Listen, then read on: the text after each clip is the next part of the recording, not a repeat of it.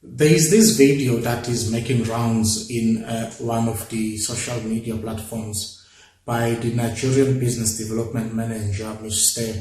Funsho Ademoye. He talks about how certain areas in South Africa are predominantly dominated by foreigners. I would like you to listen to this video and let us talk thereafter. This area is full of foreigners, not only Nigerians. Nigerians, Zimbabweans, Mozambican, Ghanaians. They call it Sunnyside in Pretoria. So those are the video. That's one of the video that you saw. Whereby I saw it when there's the Igbo people there. They say, come, we'll teach you a lesson. Come, we'll finish you. Come, one by one. The South African themselves knows that this area is no good area for foreigners. If you watch that video. For foreigners or for South Africans? No, South Africans know that this area, we've left this area for foreigners. Okay. You see, that is why on that video you didn't see any South African coming closer to them. So foreigners have carved out colonies in South Africa? That South Africa is full of 90% of people living there are foreigners in Sunnyside, Pretoria. 90%. That is where I was isn't that in provocative? 1999. I lived there in 1999. The deputy police chief said, I mean, it's only in South Africa that you will have foreigners taking about 60% of the jobs, carving out territories in another man's country. If you were in South Africa, would you be comfortable with that? I may not be comfortable, but I believe that their government still have a lot of work to do. A lot of work to do.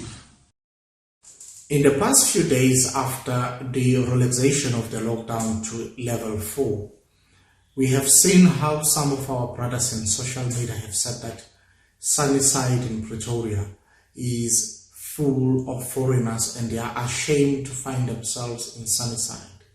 The same has been said about Fontaine in Johannesburg, and the same has been said about central Johannesburg.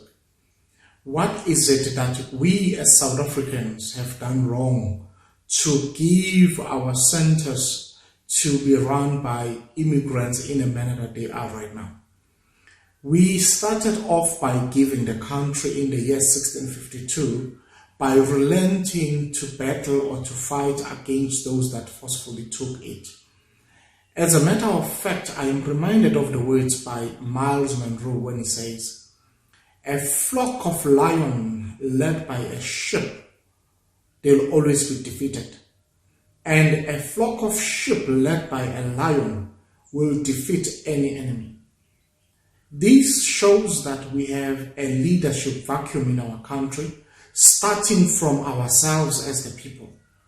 We must not always think that leadership deals with presidential and executive. We on our communities, we should take our positions. And you do not need to be in a structure to lead. You need to have the right ideas and have, even if it's two people standing for right thing, then those decisions and those things or ideas must be implementable. The Nigerian discussion reveals that they will also feel vexed in Nigeria if they were to find themselves in a situation that we are in South Africa.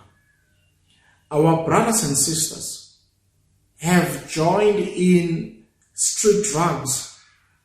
The majority of South Africans that you will see full-time in Sunnyside or in Hebrew, in Fontaine, are the boys who have turned themselves into car guards and who are smoking these street drugs.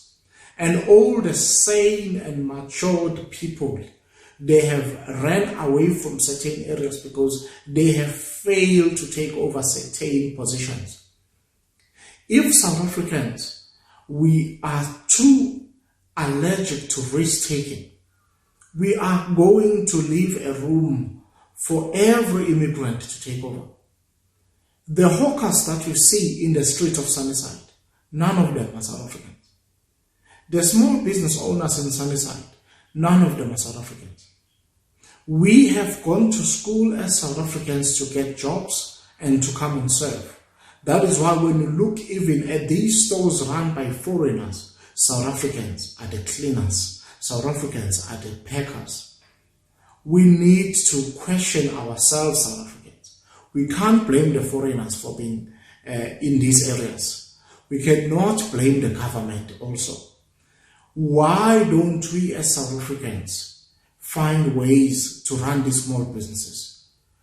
If you allow people to come and do things that you should do in your own house, you will always take the back seat.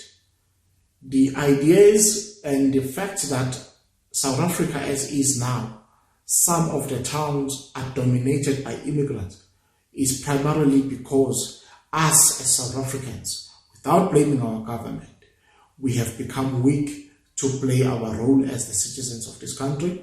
We have become weak to take certain risks. In fact, we have associated ourselves to consuming, but without producing. We are to blame. And if things continue like this, in the next few years, our president will be of foreign nationality.